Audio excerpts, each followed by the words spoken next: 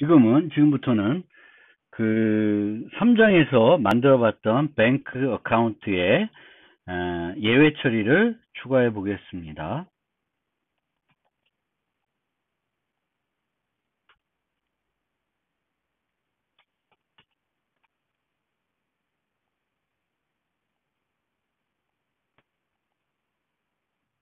자, 여기다가 추가를 해 보겠습니다. 디포짓과 withdraw에서 예외들이 발생할 수 있죠. 그 사전 조건이 충족이 안 되면 발생할 수 있습니다. 디포짓은 요 두 가지 경우에는 이제 예외를 발생할 수 있으니까 어떤 식으로 만드냐면 거꾸로 또는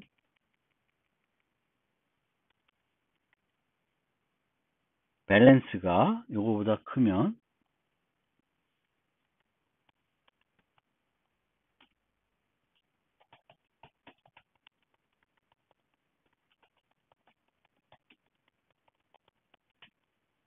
illegal argument exception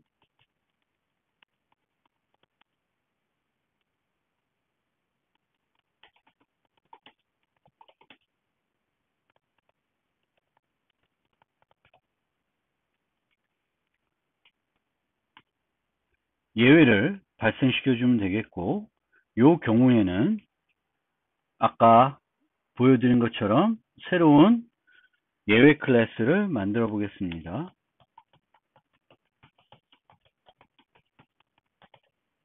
근데 체크 예외로 만들어 보겠습니다. 그러면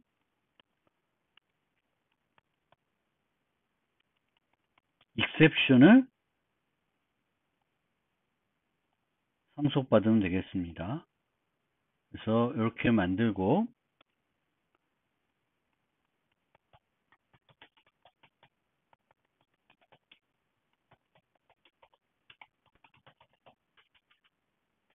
생성자를 두 개를 만들어야 됩니다. 슈퍼,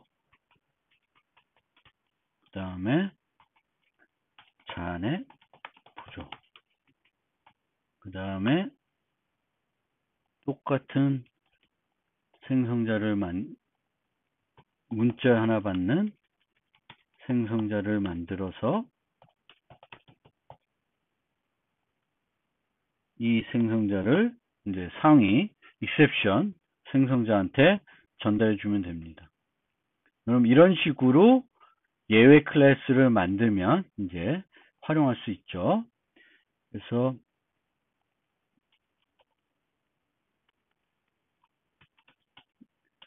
(0)이면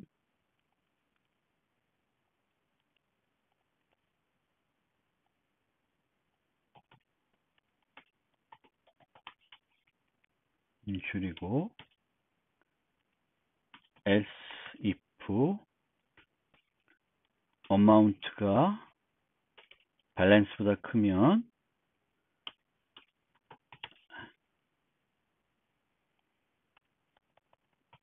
new insufficient fund exception.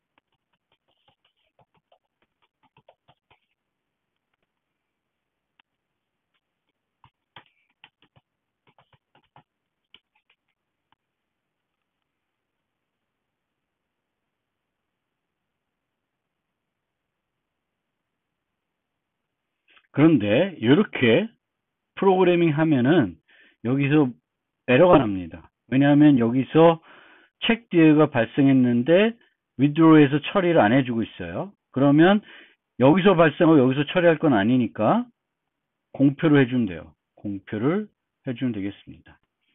그러면 여기서는 이제 예외 오류가 없는데 이 뱅크 어카운트 테스트에서는 예외가 발생합니다. 여기서 그러니까 문법 오류가 생긴 거죠. withdraw를 호출해서 쓰고 있는데 사용하지 않는 거죠. 그러면 요 전체를 이제 try catch로 묶어주겠습니다. 그리고 catch insufficient fund exception 이면 뭐 특별히 조치를 하는 건 아니지만 그 메시지를 출력해 보겠습니다. 그러면 2,500원을 withdraw 하면은 문제가 없죠. 그러면 1,500원을 인출하는 형태로 프로그램 짜보겠습니다. 그럼 어떤 현상이 벌어지냐면 여기 보면 잔액 부족 5,000원, 부족액이 5,000원이라는 이 예외 처리를 하고 있습니다. 만약에 try catch를 하지 않고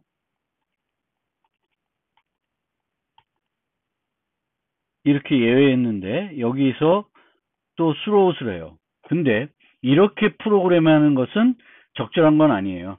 프로그램이 비정상 종료하는 것을 허용하겠다는 거죠. 근데 실제 어떤 식의 현상이 벌어지는지 보면은 이제 요 과정을 수행할 때 예외가 발생했고 체크 예외가 발생했고 여기서 처리하지 않아서 insufficient fund exception이 JVM으로 전달된 거예요. 그리고 JVM에 전달되니까 그 print stack trace가 실행이 된 거예요. 그래서 11번째 줄에서 또 여기서 자바의 36번째 줄 여기서 이 예외가 발생했다는 것을 알 수 있습니다. 그러면 실제 문제는 여기서 문제가 된 건 아니고 여기서 문제가 된 거죠. 부족한 더 많은 이 밥 아카운트가 갖고 있는 잔액보다 더 큰 금액을 인출했기 때문에 이런 문제가 생기고 있습니다. 이클립스에서 insufficient fund exception을 만들 때 특별한 기능은 추가하진 않았지만 이런 식으로 부족 금액을 이렇게 유지하는 방법도 가능하고요. 그 문제가 됐던 그 계좌를 그 계좌 객체를 이 예외 객체에 그 담아줄 수도 있습니다. 그래서 예외 처리를 할 때 필요한 어떤 정보나 기능이 있으면 이 예외 클래스를 만들 때 추가해서 사용할 수 있습니다.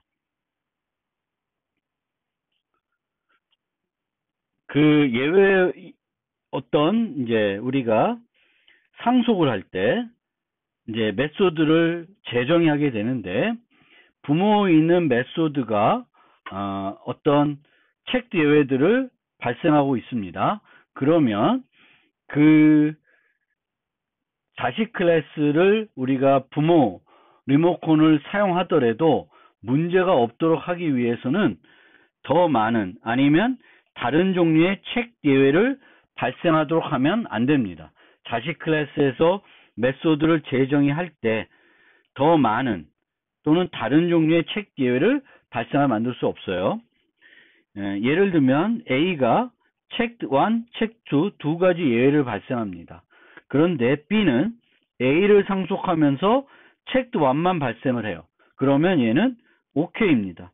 왜냐하면 A 리모컨으로 B 객체를 처리할 때 이 A 리모컨을 사용하는 사람은 체크 1이나 체크 2가 발생할 수 있구나 라는 것을 기대하고 있는데 체크 1이 발생했어요. 그럼 기대하고 있기 때문에 문제가 되지는 않죠. 그런데 C처럼 이 두 가지 예외가 아니라 전혀 다른 예외를 발생한다. 그럼 A 리모컨을 사용하는 사람은 체크 1 또는 체크 2가 발생하고 기대했는데 전혀 다른 체크 3가 발생해요. 그러면 안 돼요. 또 D같이 체크 1, 체크 2도 발생하지만 그것 말고 또 다른 것도 발생합니다. 그래도 안 됩니다. A를 사용하는 입장에서는 이 체크 3의 예외는 기대하지 않았기 때문에 문제가 됩니다. 그래서 상속을 할 때 부모 메소드가 있고 이 메소드가 책 예외를 발생하면은 자식들이 이 메소드를 재정의할 때 요 부분이 만족되도록 프로그래밍을 해야 합니다. 더 적게 그 예외를 발생할 수는 있고 전혀 다른 거나 더 많이 발생하게끔 만들면 안 됩니다. 그 다음에 예외 처리와 관련된 팁들을 몇 가지 설명해 드리겠습니다. 자바에만 적용되는 팁도 있고 이렇게 그 try catch를 하는 형태의 객체 지향 언어에서 다 뭐든지 공통적으로 사용할 수 있는 팁들도 있습니다. 이제 try catch를 할 때 이 문장들은 이 중에 중간에 예를 들면 여기서 예외가 발생을 하면은 이 나머지 문장들은 실행이 안 돼야 되는 것들이에요. 그랬을 때 이렇게 try로 묶어주는 것이고요. 이렇게 묶어주게 되면은 그 예외 처리하는 부분과 원래 코드가 구분이 되어 있지만 그래도 읽기가 불편할 수는 있습니다. 이럴 경우에는 이 부분을 별도 함수로 만들고 F는 이런 식으로 예외 처리만 담아서 완전히 그 실제 알고리즘과 예외 처리 부분을 구분해서 프로그래밍 할 수도 있습니다. 두 번째 팁은 자바 라이브를 사용할 때 각 메소드가 어떤 예외를 발생하는지 알아보고 사용해야 됩니다. 이거는 뭐 자바 라이브럴 뿐만 아니라 C++나 파이썬 같은 언어를 사용할 때에도 해당 함수들이 내가 사용하려는 시스템 라이브러리에 있는 함수들, 클래스의 메소드를 쓸 때 어떤 예외들을 발생하는지 잘 살펴봐야 되겠고 특히 자바의 경우에는 혹시 이들 그 라이브러리 함수나 그 클래스의 메소드가 책 예외를 공표하는지 책 예외를 발생하는지 잘 살펴볼 필요가 있습니다. 세 번째로는 예외를 무시하는 건 바람직하지 않습니다. 이렇게 프로그램을 하게 되면은 모든 예외를 잡은 다음에 무시하게 되는 거죠. 아무것도 하지 않으니까 이것은 바람직하지 않아요.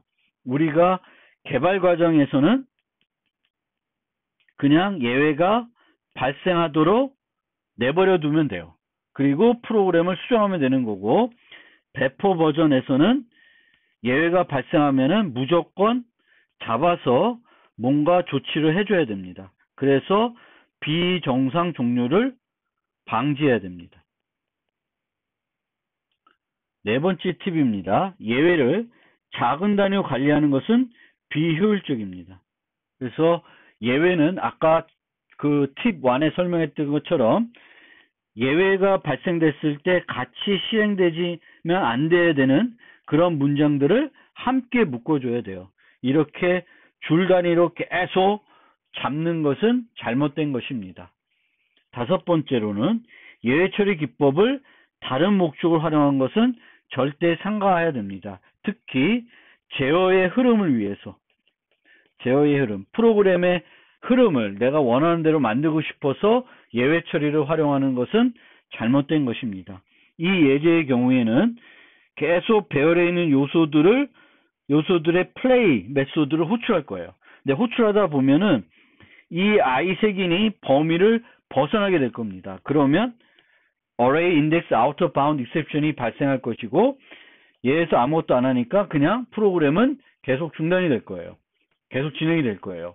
즉 프로그램의 반복문의 흐름에 반복문의 종료 조건을 예외 처리 기법을 이용해서 처리하고 있는 거죠. 이렇게 하는 것은 바람직하지 않습니다. 그 다음에 예외 처리를 할 때 내가 throw를 직접 발생하지 않고 assert 문을 이용할 수 있습니다. C++에도 assert 문이 있죠. 그래서 이 assert는 조건식 검사에서 조건식이 false이면은 assertion error라는 예외를 발생시켜 줍니다. assert의 특징은 이 옵션을 추가해야지만 얘가 활성화되고 이 옵션을 끄면은 얘네들은 활성화가 안 됩니다. 무시됩니다. 그런데 무시되더라도 코드에는 남아있기 때문에 그 CNC++처럼 매크로가 아니기 때문에 이 효과는 CNC++하고는 조금 달라요. 그래서 이런 이제 그 프로그래밍 오류를 판단하기 위해서 어서트를 사용할 일은 별로 없습니다. 차라리 illegal argument exception이나 이런 것들을 발생하게끔 해놓고 오류가 발생하면 프로그램 수정을 하고 나중에는 그런 프로그램 오류와 관련된 예외들은 한꺼번에 배포 버전을 출시하기 전에 주석 처리한다든지 삭제하는 방식을 사용하는 것이 바람직합니다. 그 다음에 프로그램 오류를 줄이기 위한 팁들을 몇 가지 설명해 드리겠습니다. 자바는 항상 두 종류의 타입이 있죠. 값 타입과 참조 타입. 두 종류의 변수가 있고 원시 타입들은 다 값 타입으로만 처리가 돼요. 그리고 원시 타입이 아닌 모든 데이터들은 다 자바에서는 참조 타입으로 처리가 됩니다. 그리고 이 참조 타입은 널 값을 가질 수 있어요. 그래서 어떤 fu 함수가 있고 여기에 원시 타입이 아닌 그 참조 타입을 받으면은 항상 우리는 널 값이 전달될 수 있다는 것은 알고 있어야 돼요. 이 널 값이 전달이 대부분은 프로그래밍 오류 때문에 발생할 거예요. 그래서 이런 오류들은 내가 널 포인트 익셉션을 발생시키는 것이 아니라 그냥 내버려 두면 돼요. 내버려 두면 널 포인트 익셉션이 발생할 거고 그러면 fu 함수 호출했을 때 인자 전달이 잘못됐구나. 이 호출문들을 찾아서 수정을 해야 되는 거죠. 어쨌든 우리는 이것을 꼭 기억을 해둬야 되겠고 참조 변수는 널 값을 가질 수 있다. 이 널 값을 갖는 것은 대부분의 경우에는 정상적인 경우가 아니다 라는 것을 기억해야 되겠고 그것을 기반으로 생각을 하면은 널을 반환한 메소드를 가급적이면 안 만들어야 되는 거고 널 값을 메소드로 전달하지 말아야 됩니다. 그런데 첫 번째 팁과 관련해서는 우리가 종종 어떤 함수를 만들었는데 여기서 뭔가 작업을 하다가 A타입 객체를 반환해 줘야 돼요. 그런데 반환해 줄 A타입 객체가 없을 수 있어요. 적절한 A타입 객체가 없으면은 우리가 프로그램을 어떻게 하냐면 보통 return, null 이런 식으로 해서 오류가 발생됐다는 것을 알리는 거예요. 이건 이제 C 스타일에서 오류 처리하는 그런 방식이죠. 근데 가급적이면 이렇게 안 하면 좋겠다는 것이고요. 예를 들면은 이런 것이 있어요. 어떤 복합 타입이 있어요. 이게 뭐 배열이 됐던 리스트가 됐던 복합 타입이 있는데 학생들을 유지하고 있는 복합 타입이에요. 그래서 4학년 학생들만 쭉 찾고 싶습니다. 그런데 만약에 이 스튜던트에 4학년 학생이 없다. 그러면 너를 반환하도 프로그램 만들 수 있는데 그렇게 만들지 말고 빈 복합 타입을 반환하게 하는 것이 더 바람직합니다. 그러면 얘가 없고 이런 식으로 반복문을 처리하게 되면은 이 seniors는 요소가 하나도 없기 때문에 이 반복은 거기에 저장되어 있는 요소만큼 반복을 할 것이니까 문제가 없게 될 것입니다.